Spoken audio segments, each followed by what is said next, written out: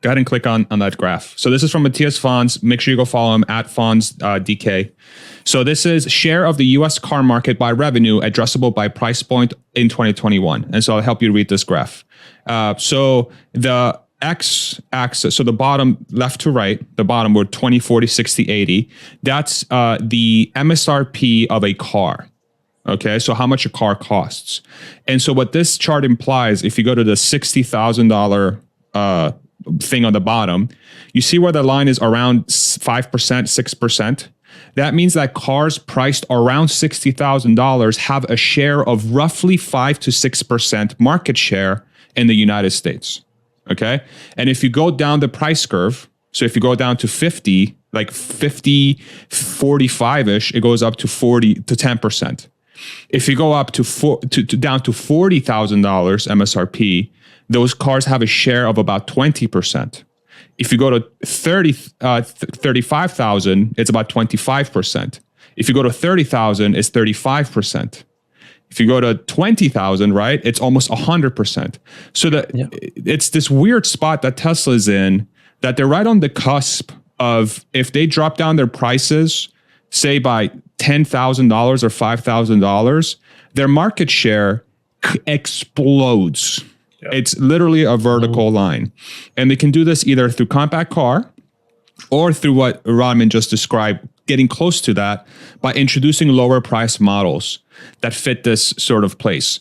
The arrows there for the Model Y and Model 3 rear-wheel drive, you can see where those cars are right now. This is based on the EV tax credit being included. So the Model Y long range with the $20,000, excuse me, I wish, the $7,500 price incentive from the government implies that the Model Y is working in an addressable market of about 20% of all vehicles sold in the United States. The Model 3 rear-wheel drive with the EV tax credit is closer to 25%.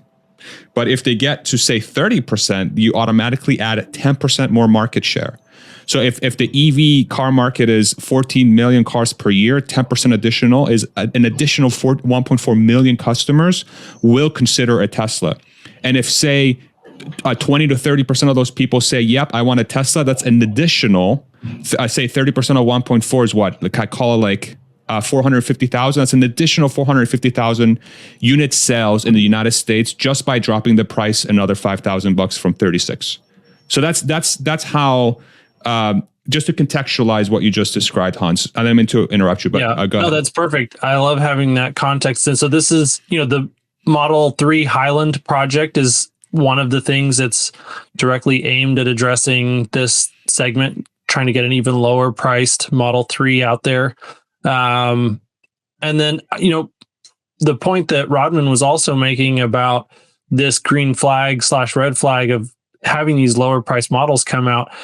One of the things that it does illustrate is Tesla's competitive position relative to all the other auto manufacturers in the amount of flexibility that they have and the number of levers that they can pull to navigate these tough times coming up that no one else has. Not only do they have industry leading, like industry destroying profit margins, both gross and net and operating, but they also have a very compact lineup of vehicles that are just, there are not that many cars that they sell. It's a very simple vehicle lineup. And so they can, both through introduction of next generation platform, but even just decontenting some of their existing platforms, sell lower price vehicles. And then, Cybertruck is going to be an incredibly high margin product once that gets up and ramped. So they have a lot of, they haven't done any marketing. Like they just have lever after lever after lever that they can pull.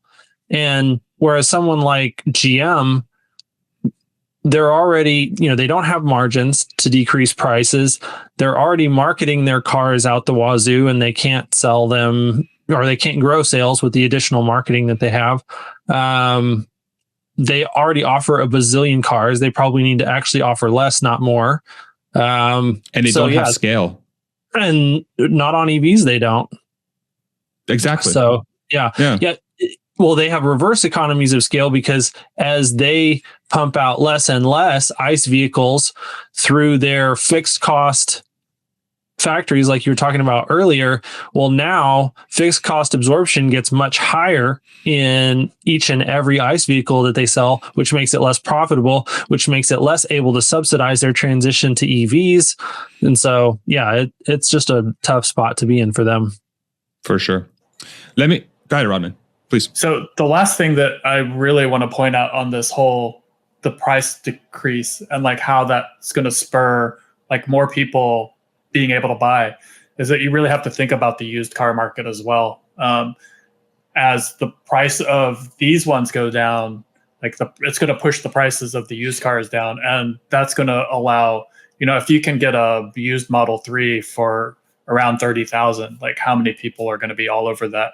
And if you just go back to that graph real quick, you can just look at how many more people, like once you start getting down to this 30,000, like it starts a really rapid slope, right? So all these cars that get pushed into the secondhand market, third-hand market even, it's really just going to, like, if you think about all the people that will end up in a car that's so much better, and when you think about a 4 to 5 year old Model 3, like that car is almost as good as a current one because the software has all been updated and they're getting all the features that a new car. There's some things that are missing, like you won't have boombox and but like new cars, like my brother, one of my brother-in-laws just got one, and his doesn't have the vent feature, so he can't press on his screen and have press on his iPhone and like have the windows drop down when he's remotely.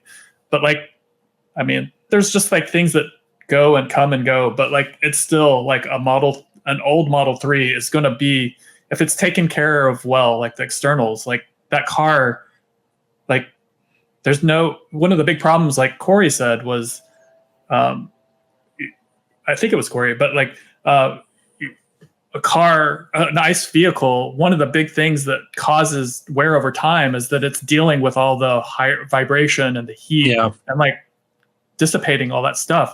And that stuff wears on the car over time. And it's what causes a lot of the value degradation of a car, because a brand new ICE vehicle performs a lot better than a used ICE vehicle.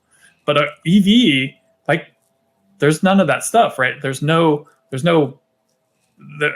as much wear and tear because of the engine being like an exploding, like a contained explosion every literally, yeah. So like the car just maintains its value because it doesn't wear down as fast, right? So as long as you take care of your car, like as long as it's a car that's been taken care of, like the interior and the exterior, and the battery isn't like treated like trash, like that car still has a lot of value just because of all the technology that is being added through software, right? And we can talk about, like, that's not even with FSD, right? Like there's like features that have been added, just like lane change, like the lane change cameras came in last year. And then like they have automatic like the lane change cancellation. So you just hit the stop, and then when it detects that you've finished changing lanes, it just turns it off automatically. It's like, that wasn't a feature like a year ago. That wasn't a year. Yeah. Well, that wasn't a feature 4 years ago. But now, like all these things and like all the software updates, it's just as good as like a brand new car. So like that's a point that's hard to grasp unless you're an owner and unless you've actually experienced. And the more people that get to experience that sort of game-changing nature, that your car gets better over time versus it getting worse over time, is just still not well understood, because it's still, most people, the majority, the 99.9% of the global population doesn't own a Tesla. And so they don't understand this, it's fine. It's not good or bad. It's just, but it's a game-changing paradigm that truly changes the economics of owning a car. It changes what that asset does and how much value it holds. So, and I'm trying not to sound like an insane fanboy saying it, but that's just what happens when something gets better over time, objectively. Right. I mean, I got a tweet response from someone that's like, that's what I would expect from a Tesla fanboy like you. And then I was like, but it's true. It's facts, dude. I know. It's so strange.